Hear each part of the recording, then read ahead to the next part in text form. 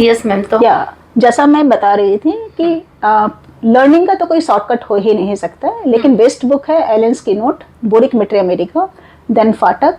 And repertory के अंदर में अभी जो एडवांस रेपर्टरी है उसके अंदर में complete and synthesis, specifically synthesis repertory, उसके अंदर में काफ़ी कुछ ऐसा दिया हुआ मिलता है जो सिंगल रूब्रिक के बेस पर भी हम मेडिसिन को सिलेक्ट कर सकते हैं। एग्जाम्पल के तौर पर मेरे पास में एक पेशेंट है जिन्होंने बताया कि मैरिज के 6 मंथ्स के बाद से ही उनको यूटीआई की कंप्लेंट होने लग गई थी, and then after first child birth उनको कभी भी ऐसा रहा नहीं कि जैसे कि यूरिन खुलकर आ रहा हो, और हमेशा बर्निंग होती थी और वहाँ पर इचिंग वगैरह की कंप्लेंट रहती थी। तो हिस्ट्री के बेस पर उस वक्त में सबसे पहली मेडिसिन एपिस मेलिफिका मैंने दी थी, क्योंकि 2 सिस्टर की एक ही घर में शादी हुई थी, थोड़ा या सिबलिंग जेलसी जैसा भी था, बर्निंग स्टिंगिंग पेन जैसा था जो कि बेटर बाय वॉशिंग शे होता था, तो उससे उनको थोड़ी राहत थी। एंड देन लेटर ऑन और हिस्ट्री ली, एंड देन कंप्लीट हिस्ट्री लेने के बाद में कैलकेरिया सेल्फ से स्टार्ट की मैंने, उससे भी रिजल्ट्स मिले।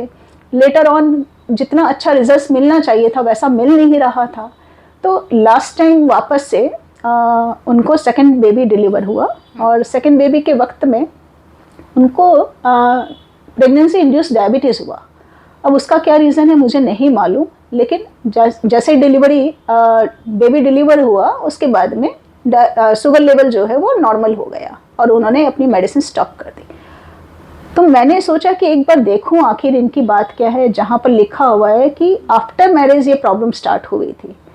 तो सिंथेसिस रेपर्टरी रेफर करते करते, जैसे हम लोग सभी जानते हैं कि हनीमून सिस्टाइटिस के लिए स्टेफिशेग्रिया है, लेकिन वहाँ पर मेडोरिनम भी एक मेडिसिन लिखी हुई थी, first sexual exposure of something, कुछ ऐसा था, एग्जैक्ट रूब्रिक याद नहीं है मुझे।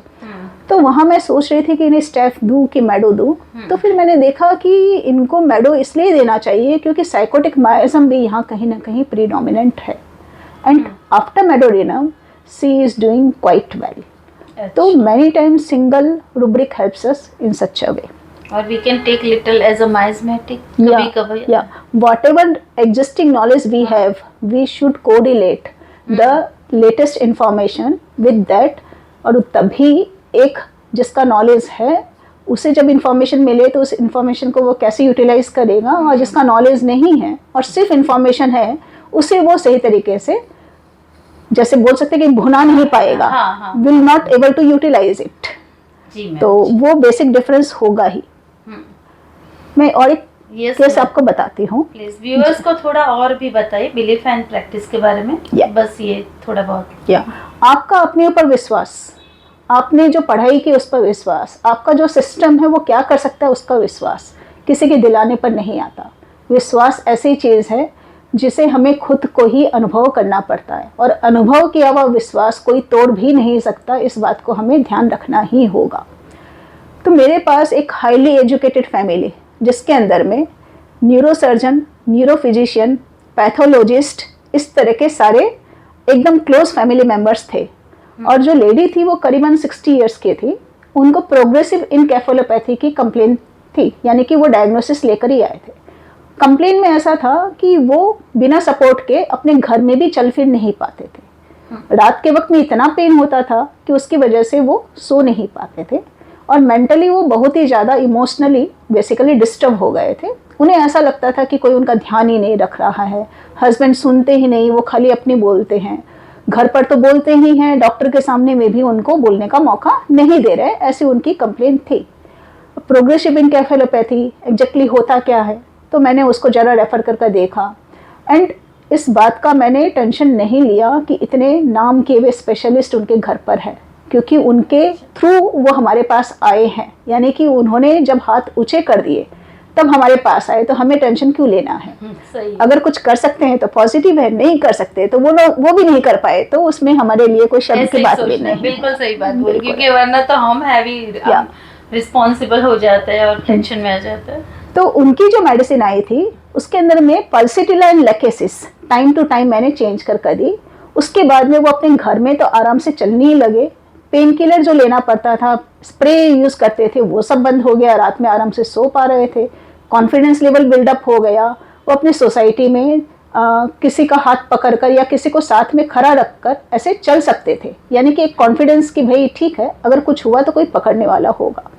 तो ऐसा करते करते 4 से 5 साल उन्होंने दवाई ली और डिजीज का नाम था प्रोग्रेसिव इनकेफेलोपैथी, यानी कि डिजीज जो है वो प्रोग्रेस करेगी, डेटोरेशन होगा, उसकी जगह वो वहाँ तो रुकी गई, सिम्टोमेटिकली इम्प्रूवमेंट आया और इवन मीन्स मे बी कि एमआरआई वगैरह करवाया जाए तो हो सकता है कि उसके अंदर में कुछ पॉजिटिव चेंजेस देखने को मिलते। तो दिस मच, तो घर के लोग, मैं पूछा करते थे कि आपके घर के लोग क्या बोलते, तो वो बोलते कि कुछ नहीं, जहाँ से दवाई ले रहे हो आप खाली लेते रहो और कुछ नहीं करना।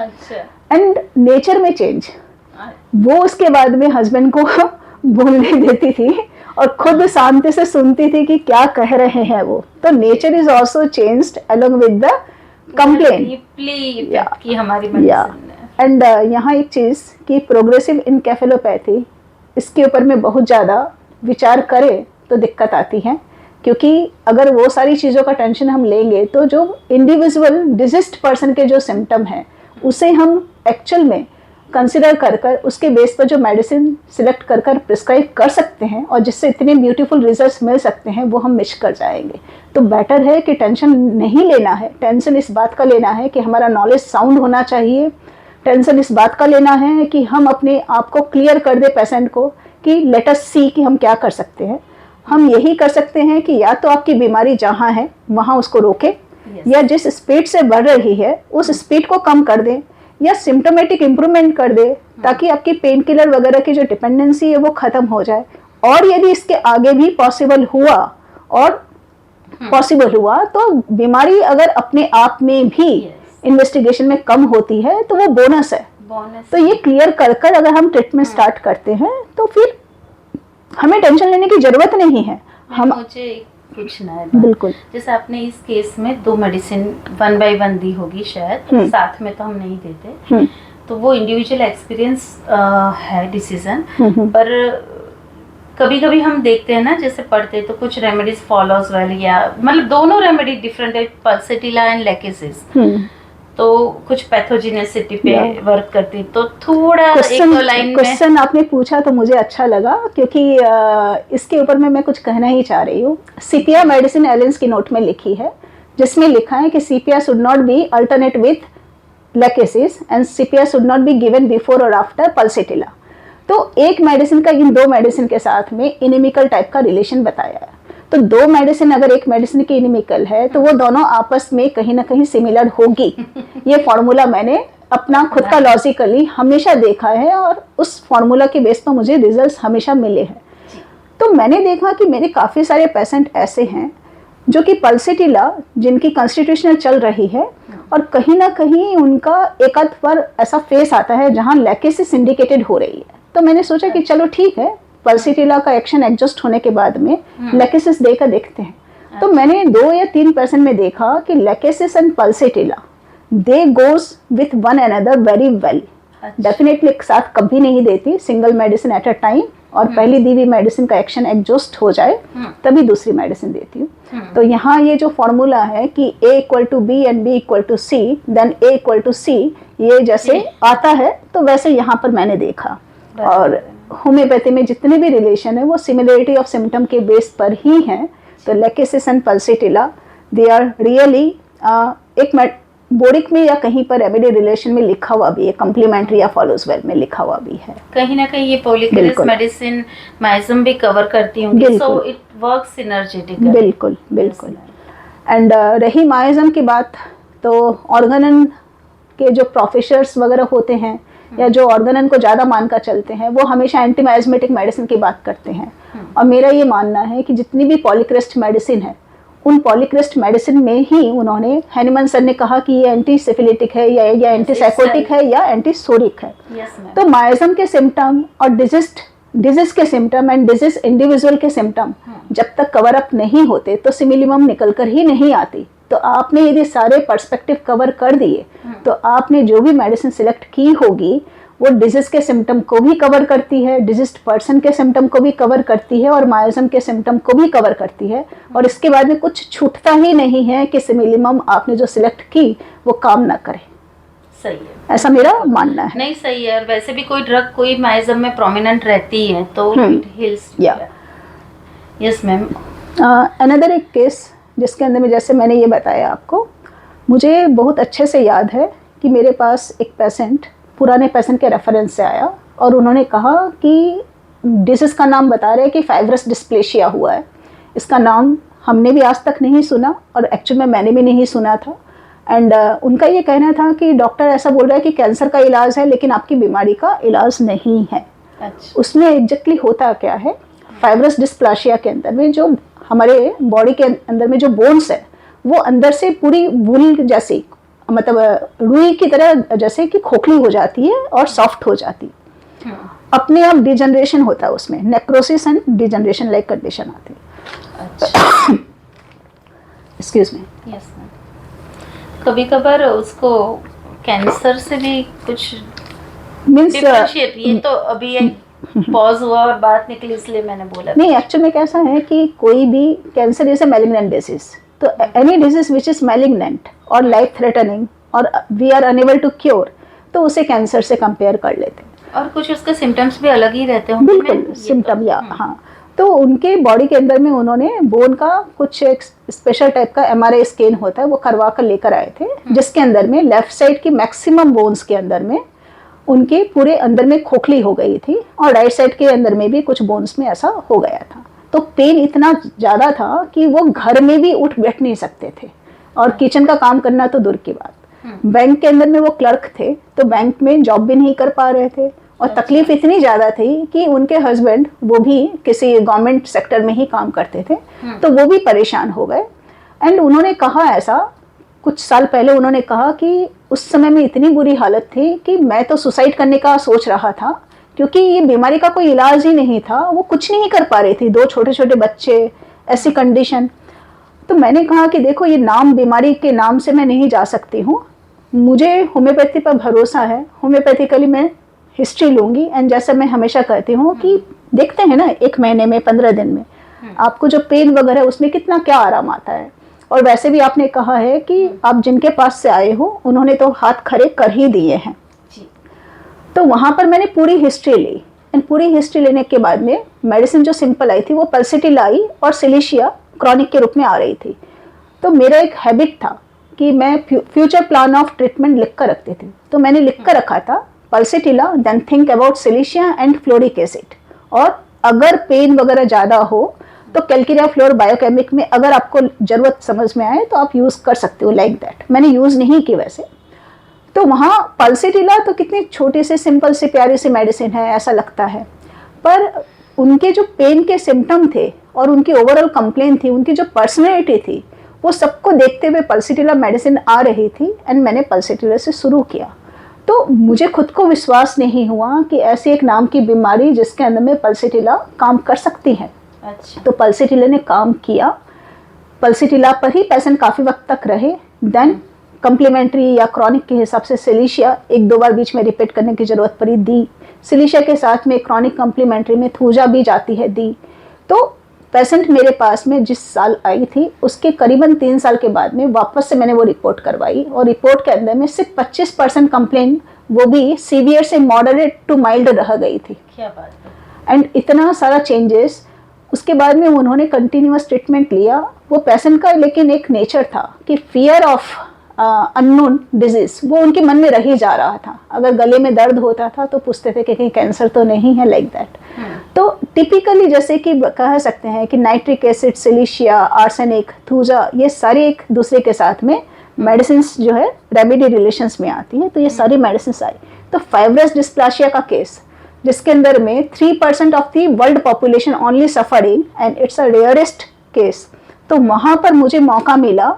और मौका मैंने इसके लिए लिया क्योंकि मुझे सिर्फ इतना मालूम था कि मेरा काम तो एज अ होम्योपैथ सही तरीके से बीमारी को समझना, वो समझ कर आए हैं, बीमार इंसान को समझना ही था। मैंने बीमार इंसान को समझा, बीमार इंसान को समझते हुए जो मेडिसिन आई, सिंपली उसको मैंने अपने इनर इंस्टिंक्ट को फॉलो किया और उससे वो रिजल्ट्स ऐसे हैं कि उसके बाद में वो घर का काम भी कर रही थी, उसके बाद में वो 2 किलोमीटर बैंक में चलकर जाने लगी, बैंक में पूरा आराम से उन्होंने 15 साल जॉब किया, नया जीवन मिला जैसे। बिल्कुल बिल्कुल। और मैम कभी ये बात ये भी थी कि अगर पेशेंट एंग्जियस था, जैसे गले में पेन होता था तो सोचता था ये वो, तो उन्होंने कभी बीच में 3 साल तक बोला नहीं कि चलो टेस्ट करवा देते, जैसे आपने बोला 3 इयर्स के बाद, मतलब 3 इयर्स। अभी तो लोग इतने इम्पेशेंट होते हैं कि लाइक HbA1c या लिपिड प्रोफाइल करवाना था हम 3 मंथ्स पे देखते हैं, फिर भी लोग 1-1.5 महीने में करवा ले।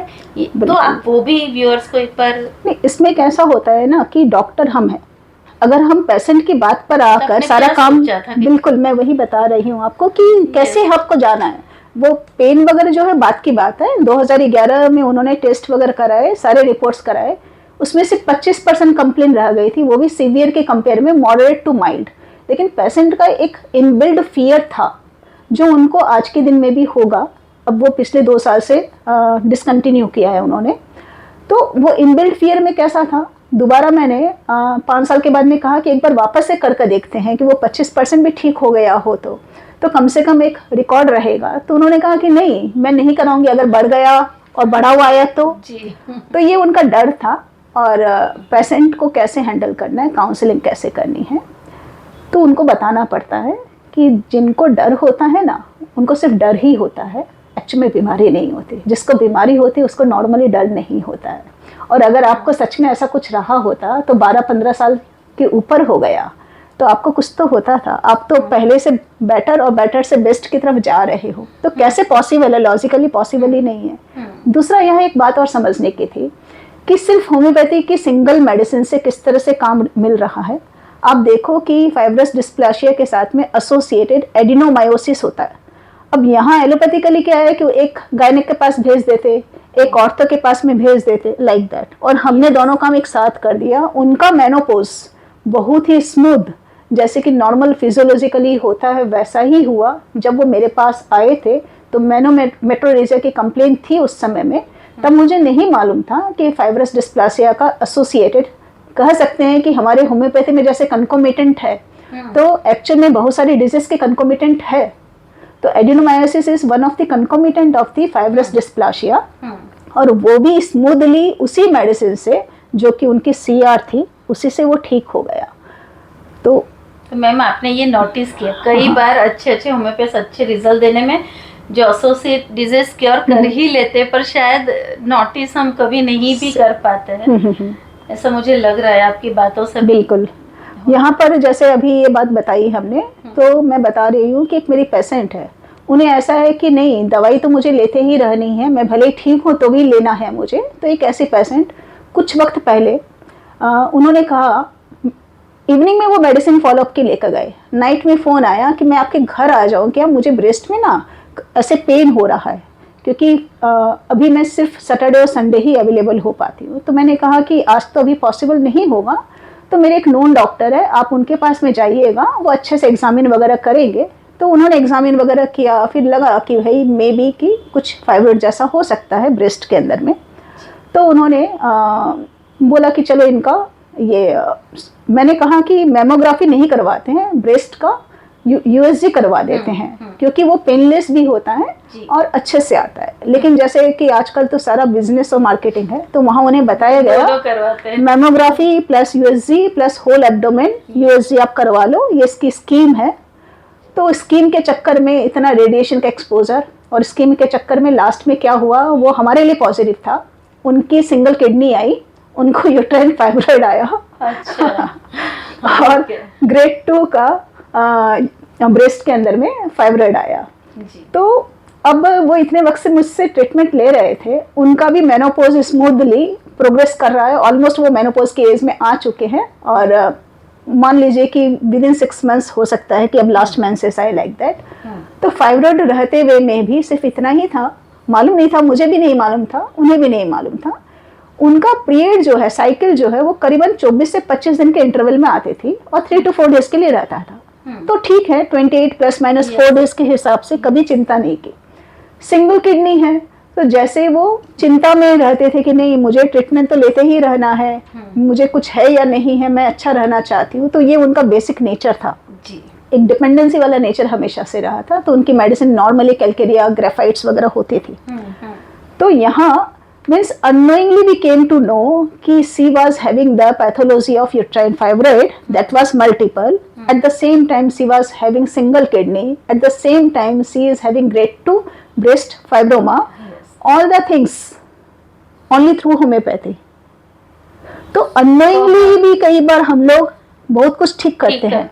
तो इसका मतलब यहाँ पर इतनी सारी बातों में एक कंक्लूजन ये निकल कर आता है कि डायग्नोसिस ऑफ द डिजीज वो स्टिफमैन सिंड्रोम का हो, प्रोग्रेसिव इनकेफेलोपैथी का हो, फाइब्रस डिस्प्लेशिया का हो या टाइप 1 डायबिटीज 25 इयर्स स्टैंडिंग हो, आपको उसकी चिंता बिल्कुल नहीं करनी है। जो डिजीज को इम्पोर्टेंस देते हैं let them give the importance to disease. हम डिजीज पर्सन को जब इम्पोर्टेंस देते हैं और डिजीज पर्सन को इम्पोर्टेंस देकर proper case taking, proper knowledge of the allied plus homoeopathic subjects अगर हमारा है और अगर हम थोड़ी ह्यूमन साइकोलॉजी जानते हैं जो कि प्रैक्टिस करते करते आ ही जाती है, पेशेंट बार बार बोलेगा कि ये टेस्ट करवा ले वो करवा ले, तो आपको उन्हें काम डाउन करना है। आप उसका फ़ायदा नहीं लोगे, आप कमर्शियल नहीं होगे कि चलो ना मैं टेस्ट करवा लेता हूँ तो मेरा क्या नुकसान होगा। तो ऐसा हमें बिल्कुल नहीं करना है क्योंकि पेशेंट आप पर भरोसा कर रहा है।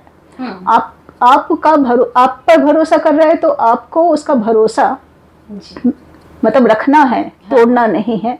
क्योंकि मैं ये मानकर चलती हूँ कि आज के दिन में हम लोग आपके सामने में खराब दिख रहे हैं, ऐसा हो सकता है, लेकिन 10 साल बाद में आपको पता चलेगा कि जो खराब लग रहे थे वो एक्चुअल में हमारे फायदे के लिए बता रहे थे और जो अच्छे लग रहे थे उन्होंने तो हमें समय रहते बहुत कुछ सिखाया नहीं और सिर्फ बातचीत करते हुए और बड़ी बड़ी बातें करते हुए चले गए। भी पेशेंट को करना है। बिल्कुल सही कह रहे हो कि unnecessary why to expose radiation, बिल्कुल व्हाई टू डू दैट। पर कुछ एक्यूट कंडीशन है जब करवाना पड़ता है तो वो मैम ने बताया वैसे ही अपने एक्सपीरियंस कॉन्फिडेंस के हिसाब से ही करवाना जरूरी है और जितना जरूरी है हम उतना ही करें। और उसके बेस पे हमारी जो कॉन्स्टिट्यूशनल मेडिसिन है वो सबसे ज्यादा इफेक्टिव है। जैसे मैम ने बताया, मैम एक्यूट में भी हम ऐसे ही करते हैं कि रेमेडी फॉलोअप्स लेते हैं कि कैसे करते हैं? एक्यूट का एक मज़ेदार केस बताती हूँ। हाँ। 2019 की बात है। मेरी डॉटर स्कूटी चलाते हुए आ रही थी और उसका रोड एक्सीडेंट हुआ, अपने आप से ही गिर गई और अपने आप से ही चोट लग गई। हेलमेट पहना हुआ था लेकिन फिर भी हेड में इंटरनली उसके अंदर में इंजरी हुई, ब्लीडिंग वगैरह हुआ। अच्छा। रास्ते में ही लोगों ने एम्बुलेंस बुलाया, मैं भी फटाफट वहाँ पहुँची और फिर हॉस्पिटल लेकर गए। तो वहाँ पर उन्होंने सब देखा किया, MRI CT स्कैन किया। CT स्कैन के अंदर में सच कुछ नहीं आया, नो हेमाटोमा, कुछ नहीं कैसा। इसमें वही बात है कि कैसा है कि हम लोगों को कई बार अवेयरनेस होने के बावजूद, जानकारी होने के बावजूद किस तरह से हमारे ऊपर प्रेशर डाला जाता है। कभी टेक्निकल प्रेशर डालते हैं, कभी इमोशनल डालते हैं, कभी मेडिकल डालते हैं। फर्स्ट 24 आवर्स में यूजुअली CT स्कैन में अगर हिमाटोमा है तो आएगा नहीं आएगा। सही है। सिर्फ इतना ही है कि कोई हेयर लाइन क्रैक या फ्रैक्चर वगैरह है कि नहीं। तो पेशेंट अगर ओरिएंटेड है, पेशेंट का पेन अगर आप देख सकते हो क्लिनिकली, लोगों ने क्लिनिकल डायग्नोसिस करना बंद कर दिया जी। हमारे इमोशंस का, हमारे ऊपर मेडिकली प्रेशर डालने का कि आप डॉक्टर हो फिर भी आप समझते नहीं हो। तो लास्ट में CT स्कैन करवा डाला। CT स्कैन साइन नहीं देखेंगे, जो प्यूपिल है, नहीं रिजिडिटी है, वो सब नहीं देखेंगे, बदले पहले अपने CT स्कैन। बिल्कुल। तो CT स्कैन का एक्सपोजर नहीं करवाना चाहते थे, लेकिन फिर मैंने सोचा चलो ठीक है कि अभी थोड़ा बेहोश जैसी हो रखी है और बातचीत वगैरह के अंदर में मैं एम्बुलेंस में वो पहले से लेटा दिया था उसे। मैं जैसे एम्बुलेंस में बैठी तो मैंने नाम लेकर पूछा तो उसने हाँ किया, तो बस मैं तसल्ली में आ गई कि नहीं सी इज कॉन्शियस एंड ओरिएंटेड। ठीक है। तो फिर मैंने ज़्यादा टेंशन लिया नहीं, लेकिन उन्होंने इतना सारा टेंशन मुझे देने की कोशिश की। तो वहाँ पर से उन्होंने कहा चलो ठीक है, आप मेडिकल में हो तो आप घर लेकर जाओ, लेकिन अगर कुछ भी हो तो आप ले आना। तो दूसरे दिन उसे डोलो 650 दिन में 3 बार लेने के लिए कहा। डोलो 650 का मुझे जानकारी था नहीं क्योंकि मैं पेन किलर यूजुअली यूज ही नहीं करती, तो मुझे मुझे नहीं मालूम था कि डोलो का क्या रोल है। तो वो पूरे दिन सोई हुई थी। तो दूसरे दिन 2 बार हॉस्पिटल से फ़ोन आता है कि नहीं एक बार आप न्यूरोसर्जन को कंसल्ट कर लो, आपको समझ में नहीं आ रहा है, मेजर है, ऐसा है। तो फिर मैंने देखा कि भाई ये डोलो 650 का क्या रोल है। फिर मैंने उसको डोलो को थ्राइस इन अ डे की जगह वंस इन अ डे दिया, एक दिन के लिए, ताकि अगर पेन सच में है तो कम से कम पेन की वजह से उसे दिक्कत नहीं है। दूसरे दिन से उसको मैंने फिर स्टॉप किया।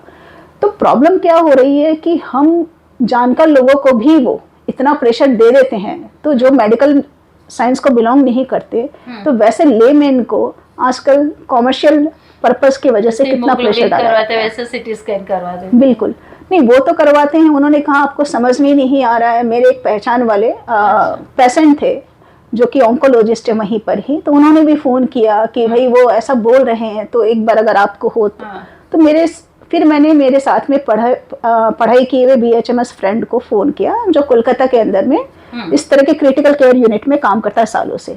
फिर मैंने उसे सब कुछ बताया, तो उसने कहा कि नहीं, कोई टेंशन लेने की बात नहीं है, वो स्टूल यूरिन वगैरह के लिए उठ रही है, खाने पीने के लिए उठ रही है, तो ठीक है, तो कुछ चिंता नहीं करना है। तो पहली मेडिसिन उसको आर्निका, देन ओपीएम दी थी। ओपीएम के बाद में मैंने देखा कि जैसे वो 2-3 दिन के बाद में उठने लगी, तो उसने कहा कि सर में दर्द हो रहा है और चक्कर आ रहा है। तो रेपर्टरी के अंदर में देखा तो उसकी जो CR मेडिसिन थी, तो उसमें से एक बार नेट्रम्यूर आई, एक बार नेट्रम सल्फाई, तो वो दी, तो विद इन अ डे सारी चीज़ें ठीक हुई। तो प्रेशर जितना उन्होंने डाला, उतना प्रेशर अगर मैंने ले लिया होता था तो मान लेते हैं कि उसके ट्रीटमेंट में पता नहीं वो क्या क्या करवाते थे और कितने तरह की दवाइयाँ दे देते थे। और यहाँ मैंने प्रेशर तो लिया मैंने, लेकिन किस तरह का लिया, क्योंकि मैं अकेले उसको हैंडल कर रही थी। तो whether I am taking the right decision और नॉट, ये बहुत बड़ा प्रेशर था। पर बहुत अच्छे से सिम्टम्स बताए फ्रेंड्स की। अगर कॉन्शियस है, ओरिएंटेड है, फूड और नॉर्मल जो स्टूल यूरिन अपेटाइट जो नॉर्मल है, तभी हम इतने कॉन्फिडेंस रह के चले, कोई प्रॉब्लम नहीं है। पर बाय चांस अगर कुछ प्रैक्टिस में बाय डिफ़ॉल्ट कुछ ऐसे केसेस आते हैं कि जो ओरिएंटेड नहीं है, तो फिर हमें टेस्ट या रेफर कर देना। उसके लिए वही है ना कि we should have the sound and skilful knowledge of everything. तो हमारा इसीलिए बोल रही हूँ क्योंकि कोई अदर वे ना हो जाए। बिल्कुल। तो हमें पता होना चाहिए कि ये चीज़ें जो है वो नॉर्मल है क्या। वो अगर सो रही है तो क्यों सो रही है, पेन किलर ले रही है तो वो सोएगी ना। अगर पेन किलर नहीं दे रहे फिर वो यदि सो रही है, वो अगर ओरिएंटेड नहीं है, involuntary passing of the urine है या स्टूल है। दूसरा एक चीज़ यहाँ पर और समझने की, उसी वक्त में उसको UTI की प्रॉब्लम चल ही रही थी। अच्छा। और उसके साथ में 1-2 बार उसका इनवॉलंटरी पासिंग ऑफ यूरिन भी हो गया। तो वहाँ पर you have to decide it's because of the central nervous system injury और because of the pre existing UTI। तो इट्स टेक लॉट्स ऑफ। दवाई तो काम करेगी ही एब्सोल्युटली, आर्निका और जो बोल रहे थे हमने प्रिकॉशनली दी है। और तो ये जो करेज है ना, ये करेज कहाँ से आता है?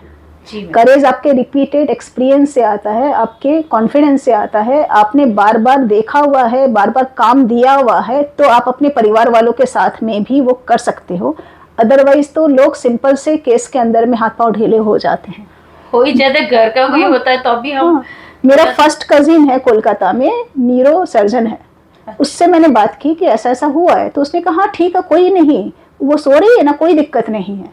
फिर दूसरे दिन वापस से सामने से फोन करके बोलता है कि लेकिन फिर भी ना एक बार अगर दिखा ले तो अच्छा है ना, एक वापस से CT स्कैन करवा ले।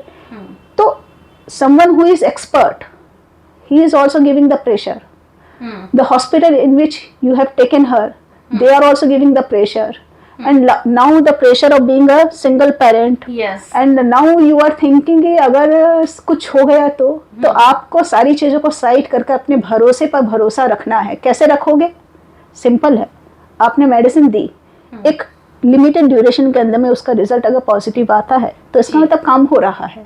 अगर सारी चीज़ें पॉजिटिव चल रही है, इसका मतलब काम हो रहा है। तो आपको इसका टेक्निकल नॉलेज होना चाहिए कि आपकी दी हुई मेडिसिन से रिजल्ट्स आ रहे हैं या नहीं आ रहे हैं। तो जैसा मैं कह रही थी कि आपका टेक्निकल नॉलेज साउंड होना चाहिए, whether the disease is progressing और disease is responding to the given medicine. ये क्लियरिटी अगर आपको है तो फिर आपका कॉन्फिडेंस कोई हिला नहीं सकता है, एंड आप देख पाओगे। क्योंकि what is the health? Health is nothing but the general wellbeing. तो जनरल वेलबींग अपने आप से नहीं आ सकता।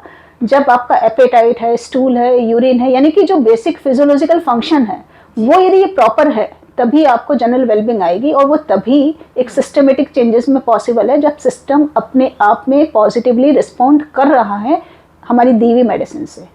जी मैम।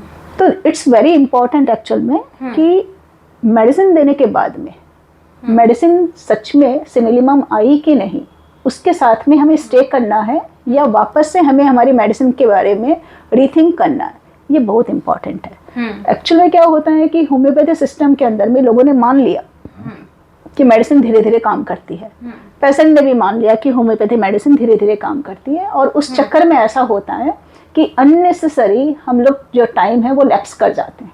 तो यहाँ मैं एक छोटा सा एग्जांपल दे। जी मैम। एक डॉक्टर पेरेंट, उनके 2 बच्चे, तो उनमें से एक बेटे को डेंगू हुआ, तो ऑब्वियसली डेंगू के हिसाब से वो पीडिया के पास लेकर गए। करीबन एज 6 या 7 साल की रही होगी उस बच्चे की। उसके पहले वो चाइल्डहुड अस्थमा के लिए वो मेरे पास से ट्रीटमेंट ले रहे थे, और उससे उन लोग काफ़ी पॉजिटिवली उनको रिस्पॉन्स मिल रहा था and they were doing quite well. तो डेंगू के लिए पीडिया के पास गए, और जैसा हम जानते हैं कि डेंगू के अंदर में एलोपैथिकली नॉर्मली फ्लूइड के अलावा और फीवर उतारने के अलावा या कोई ट्रीटमेंट है नहीं। तो 5 दिन हो गए, 6 दिन हो गए, फीवर जा ही नहीं रहा था, और डेंगू के जो सिम्टम हैं जिसमें सीवियर हेडेक होता है, आई के अंदर में पेन होता है, बर्निंग सेंसेशन होता है, बॉडी एक वगैरह रहता है, तो वो सारी चीज़ें थी। और उसी के साथ साथ वो बच्चा कम से कम पिछले 5 से 6 दिन से सो ही नहीं पा रहा था। तो ऐसी कंडीशन में उन्होंने कहा कि डॉक्टर इस केस में आप कुछ कर सकते हो क्या। तो उन्होंने बहुत ही कैजुअली मुझे फ़ोन किया, तो मैंने कहा कि हाँ ठीक है, आप आ जाइए क्लिनिक पर। तो वो क्लिनिक पर नहीं आए एंड फ़ोन पर ही उन्होंने बताया। तो डेफिनेटली फ़ोन पर सही मेडिसिन निकल कर नहीं आती। तो उन्होंने सुबह में मेडिसिन के लिए फ़ोन किया, मैंने बताई, फिर शाम को वापस से उनका फ़ोन आया कि ज़्यादा कोई फ़र्क नहीं पड़ रहा है। तो मैंने कहा कि देखो, मुझे इतनी सारी बातें जाननी है, तो आप पहले ये सारी चीज़ें नोट करो, क्योंकि एक्यूट के लिए ये उनका फर्स्ट एक्सपीरियंस था। क्रॉनिक अस्थमा के लिए, चाइल्डहुड अस्थमा के हिसाब से कॉन्स्टिट्यूशनल मेडिसिन जाती थी। तो मैंने उन्हें कहा कि भाई आप एपेटाइट में क्या चेंज है, थर्स्ट में क्या चेंज है, स्लिप के पैटर्न में क्या चेंज है, स्टूल या यूरिन में क्या चेंज है, नेचर में क्या चेंज है, थर्मल रिलेशन में क्या चेंज है, एनर्जी में क्या चेंज है, यानी कि एक्यूट केस टेकिंग के लिए any change in all these aspect वो आपको लेना है। प्लस कंप्लेन क्या है, किस वक्त होती है, कैसे बढ़ती है और कैसे कम होती है, और कैसे शुरुआत हुई। तो ये सारी बातें मैंने उनको कही कि आप पहले नोट करो एंड देन मैं फ़ोन करती हूँ, फिर मुझे आप बताओ। देन हाफ एन आवर के करीब, रात के 8 या 8:15 के करीब की बात होगी, तो उनसे फ़ोन में बात की। फ़ोन में बात करने के बाद में मैंने कहा कि ठीक है, मुझे थोड़ा टाइम दीजिए, मैं केस को वर्कआउट करती हूँ। तो मैंने वो सारे सिम्टम रेपर्टरी के अंदर में डाले, और सॉफ्टवेयर में डालने के बाद में जो जो मेडिसिन आई उसको मैंने रेफ़र किया। तो उसके अंदर में मुझे लगा कि जो मेडिसिन आ रही है उसमें चाइना बराबर है, लेकिन उस केस में ऐसा था कि जो फीवर का पीक था, यानी कि मैक्सिमम राइज ऑफ टेम्परेचर जो था, रात के 2 या 3 बजे के करीब होता था। अच्छा। और फीवर 24 आवर्स रहता ही था, जो कि डेंगू में होता है। देन चाइना तो मेरे दिमाग में आ रही थी, और एक ही चीज़ चाइना देने से रोक रही थी मुझे, वो ये थी कि बुक में लिखा है कि fever never at night in China. तो मैंने सोचा कि यहाँ पर अब चाइना आ रही है, देनी चाहिए। देन मैंने वापस से अपने आप को सवाल का जवाब दिया, और वो जवाब ये था कि चाइना में लिखा है fever never at night in case of malaria, it's not about the dengue. अच्छा, and so I went ahead with China, और रात में 9 बजे उस बच्चे को उन्होंने दी मेडिसिन। दूसरे दिन सुबह में फ़ोन आता है, और वो कहते हैं कि इतने दिनों के बाद में वो बच्चा आज आराम से सोया है, और जो टेम्परेचर सुबह के वक्त में 103 से कम ही नहीं हो रहा था, वो आज इतने दिनों के बाद में पहली बार 100 पॉइंट समथिंग उन्होंने बताया हुआ है। तो ये उन्होंने देखा कि ओवरनाइट सही मेडिसिन काम करती है।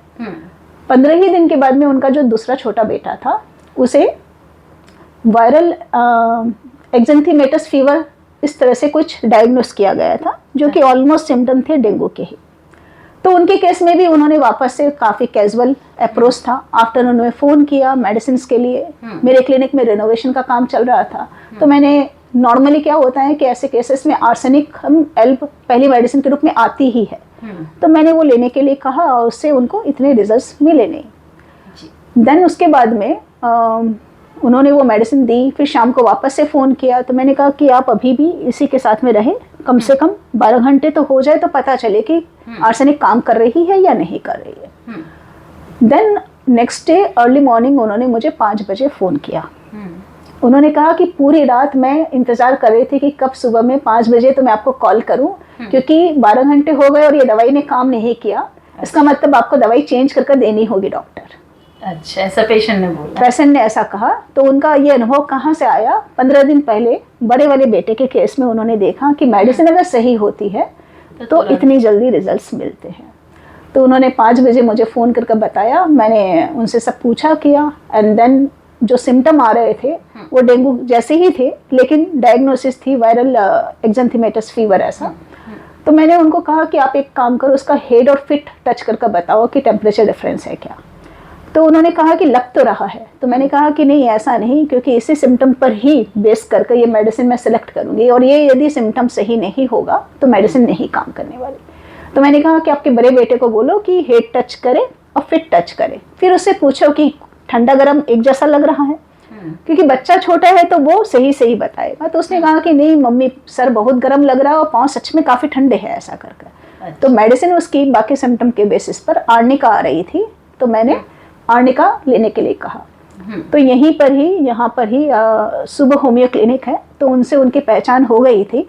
अच्छा। और वहाँ पास में ही वो रहते हैं, तो उन्होंने 7 बजे उनको मेडिसिन प्रोवाइड करवाई। 7 बजे मेडिसिन देने के बाद में मैं कॉलेज के अंदर में लेक्चर के लिए 9 बजे सीढ़ियाँ चढ़ ही रही थी, तभी उनका फ़ोन आता है कि doctor he is doing quite well, fever भी डाउन हो गया है और वो अभी काफ़ी, उसका जो दर्द वगैरह है वो काफ़ी अच्छा है। तो यानी कि विद इन 2 आवर्स। तो ये जो विश्वास है सिर्फ हमारा नहीं, ये विश्वास कैसे आएगा? पहले तो हमें अपने ऊपर विश्वास आना चाहिए। पेशेंट को भी विश्वास पैदा होता है कि किस तरह से सही मेडिसिन कितनी जल्दी काम करके देती है, यानी कि उसे भी अवेयरनेस है कि अगर मेडिसिन सही है तो 24 घंटे हो गए तो रिजल्ट आ जाना चाहिए। तो ये जो अनुभव है, मेरे काफ़ी सारे पेशेंट हैं, उनको मैंने दे दिया है, और वो मुझे 12 घंटे में अगर रिजल्ट्स नहीं आते तो फ़ोन करते हैं, और सेकेंड टाइम सही मेडिसिन जब निकल कर आती है तो विद इन आवर्स रिजल्ट्स मिलते हैं। क्या बात है, मतलब आपके पेशेंट भी आपको बिल्कुल अच्छे से समझते हैं, मैंने उनको सिस्टम को समझते हैं। टीचर है ना हम लोग, तो पेशेंट को भी बेचारे को सिखा दिया कि आपको क्या क्या नोट करना है और क्या क्या बताना है। अब पेशेंट ये नहीं बोलता कि फीवर है कि बॉडी एक, ऐसा नहीं बोलता, उसकी प्यास कम हो गई है ऐसा बताएगा। पर आज आपने भी मैम हमें बहुत अच्छे से समझाया, और ये कितना beautifully, homeopathy is like miracle. तो कैसे अपनी बिलीव को कायम रखना है, पेशेंट कैसे अपने में बिलीफ रखते हैं, ये बिलीफ सिस्टम को कैसे सस्टेन रखना है, बिकॉज और homeopathy gives a miracle results, right. तो हमें पढ़ना भी है उतना ही, और दूसरा कि कैसे प्रैक्टिस करनी है। मैम ने बताया कि क्या देखना है, क्या नहीं, क्या रूल आउट करना है, क्या मिस नहीं करना है। तो बहुत अच्छे एग्जाम्पल से आपने हमें ये समझाया। मैम की खुद की एक यूट्यूब चैनल पे शॉर्ट केसेस मैम रखते हैं, बहुत अच्छे से समझाते हैं, और आज भी मैम आपने बहुत अच्छे से हमें ये इंसाइट दिया। Thank you so much. It's really my honour to having you with this platform HMI Ahmedabad YouTube channel पर। I am also feeling blessed कि मुझे भी होम्योपैथी सिस्टम के बारे में जो भी मेरा नॉलेज है वो सबके साथ शेयर करने का मौका मिला हमाई के थ्रू। तो थैंक यू हमाई, अहमदाबाद यूनिट। या थैंक यू।